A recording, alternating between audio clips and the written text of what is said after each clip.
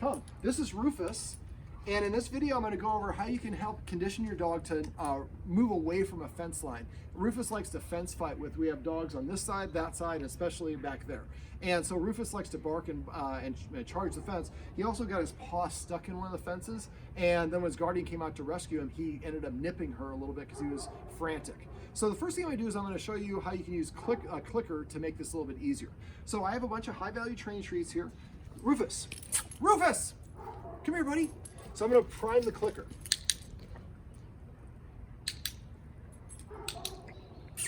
So what I'm doing is every time he licks up the treat, Rufus, Rufus, puppy, puppy, puppy.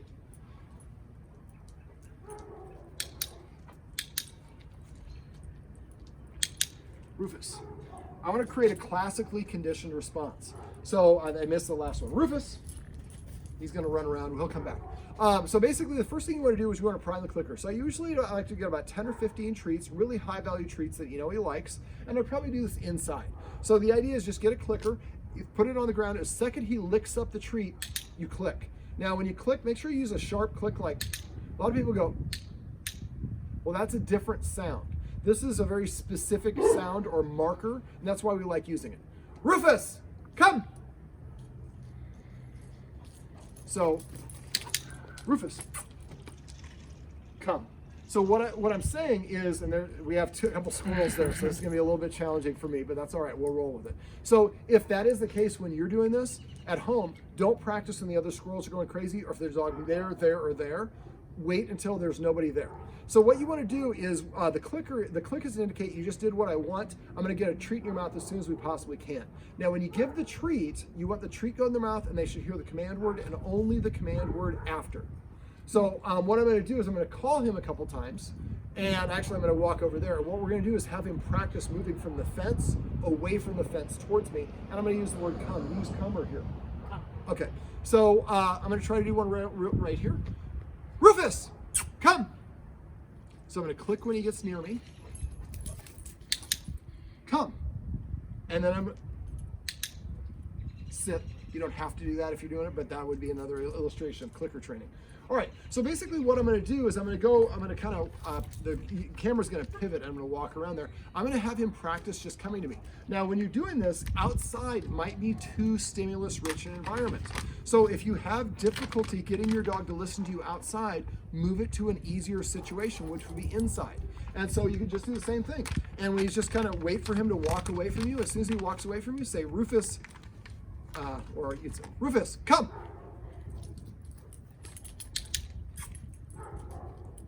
Come. Now he just started doing this. Unlike a lot of people you see on TV and videos, they like practice the heck out of it and then they shoot the video. This is literally, we just started doing it. So if your dog is distracted by sniffing, there's other dogs or stimulus, don't practice at that point. And if you have difficulty getting him to listen outside, practice inside. Just wait for him to walk away. As soon as he walks away, say, Rufus, come. When he comes to you, when he gets right here, click, then give him that treat. After a while, you click a couple times, people are like, holy cow, we're doing some training, some clicker training. All right, so I'm gonna have the camera kind of stay here so you can be able to see kind of the, maybe take a step right here.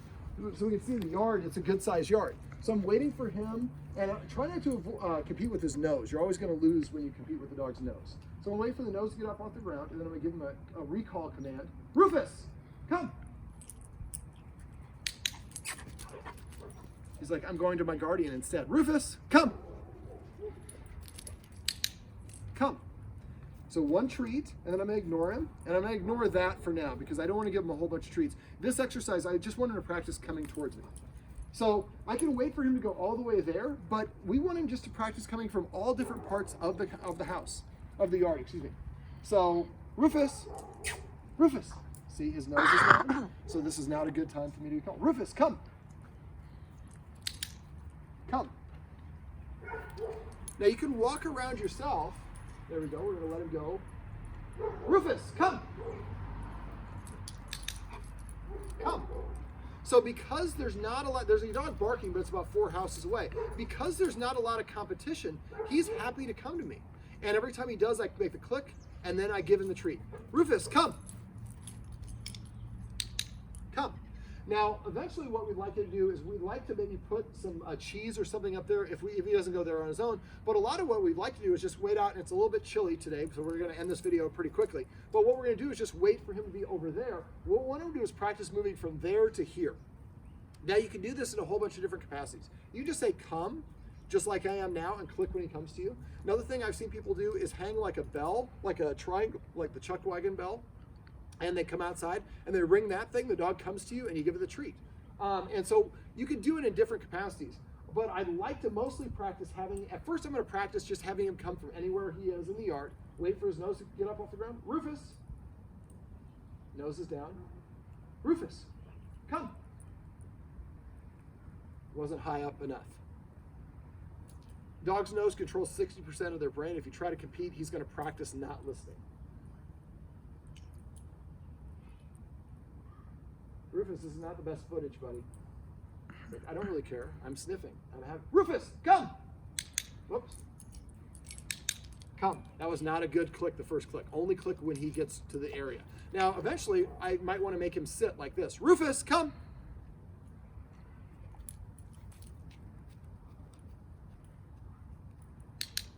Come. So if that's the case, kind of motion him into a sit and then click when his butt hits the ground and then he sits. So, Rufus, come! Come. All right, now, so the first stage is just going to be out in your yard when there's no stimulus, and just every time he comes to you, or you're going to call him every time he comes to you, put him in that sit, click, and then give him the treat. The second stage is you would like to wait for him to go over there, and you might have to go up and walk there yourself. And once he starts sniffing, then walk away. Now, I'm going to have the camera come a little bit closer. Now, if I'm trying to call him from where the camera was and he's way over here, that's a big distance. So if he won't come, the closer I am to him, the more impactful. Rufus, come. Come. So if he won't go all the way to your house, maybe you come in here in the middle part of the lawn and you practice having him come from there to this middle line, but do it there, this side, that side. So he's practicing moving away from the other dog, really away from the fence. Now, when the other dogs are out there, if you ask him to come and he ignores you and you keep on practicing, you're helping him practice not coming to you. Rufus, come. Come. And then he gets to go and play for a minute or however long. I wouldn't even do it in a minute. Just wait for him to be distracted like he is right there. Rufus, come. Nose is down. Don't compete with the nose. You might want to, when you're practicing this, have him come out and just give him 10 minutes to sniff around before you start practicing this, so you don't have to worry about competing with his nose. Now, when you do have the neighbors out there, back there, that's going to be more difficult. So if that's the case and he doesn't listen to you, there's a couple other things you can do. One of the things you might want to do is get like a 30-foot lead. And so if you do use a 30-foot lead, you might want to just go to, you can go to my website and we go over it, or you can just Google or go to YouTube, leash handling. What I do is I kind of have the leash going like this back and forth as opposed to a loop, because the loop sometimes gets tangled up. And so if he's on a 30-foot line, I can kind of have him have the illusion of freedom. And then if I ask him to come, he doesn't come, I might kind of do what's called a simulated pull, where I'm going to run my hand along the leash without actually pulling it. And sometimes that vibration will get him to come. Now, if he doesn't come very well for that, what would we do? We would practice outside without any stimulus and having that leash on him, so that simulated pull gets him to come to you. And as he comes, you kind of loop it back and forth, comes to you, you click, give him the treat, and then reward him. So we don't want to let him practice fence fighting up there. The last little tip that I suggest to the guardian, not only can she do it there, but she can also do it here. They make this fencing, it's square, it's not as durable as like a chain link fence, but it's something you can get at Lowe's or Home Depot or Menards pretty cheaply. About 50 yards is about 50, 60 bucks. So it's about 4 feet tall and it's in a big roll. So what I would do is I would take probably right about where that tree is right there. I'd probably run a line from there to there, from all the way across, stop it. So there's about a 3-foot barrier between the fence and this temporary fencing that we put up there. So that way he can't get as close to the other dogs. The closer he is to the other dogs, the more intense. If those dogs are sniffing at the fence, that fence you can kind of see through a little bit. Something else you might want to do is go to like Pier 1 while they're still around, or just find it online. If you get bamboo reed matting, it's usually about this wide, and you can get a roll of it for closet doors and stuff like that, shades. If you lay that across and staple it to the fence, That'll help block him from being able to see it. I'd probably actually, if the slots are going like this, I'd probably have the slots going this way. So a couple stripes this way. So he can't, they'll make it harder for him to see through the fence. So if we do that, and then we put the barrier fence about 3 feet away, and we practice him coming to us, he's not gonna be so intense at barking at the other dogs. He's gonna be more practiced at coming to us. There we go. There's one of the dogs we were talking about. So if I try to call him now, he's not gonna listen. So if I have to go over there, what I would do is I'm gonna do what I'll do here. Rufus. Rufus. Rufus. Come here. I forgot to put my phone in airplane mode, so somebody interrupted us. But basically, if you put that line about where I was talking about, that will help prevent that. You saw how intense that was, and he was really there. But you saw once I get him a couple feet away, he wasn't. Rufus, come. Come. Actually, I should have clicked when he sat down. But at first, just click for him to come, and eventually you want to click for the sit. But again, if we put that barrier up and help him practice, the other thing is you can put the barrier up here along this side, because this fence is pretty wobbly, and overlap it. So you have about 4 feet with 1 foot over foot. You'll have a 7-foot privacy fence there, and just do the last little section that we talked about in the front with the gate, and you'll have a very secure yard. He won't be able to get that close, and you're going to help him practice, and all the other stuff we went over inside is also going to help with that. Rufus, come. Come, this is my buddy Rufus, and these are some tips and tricks you can use if you have a dog that likes to fence fight with the neighbor yard.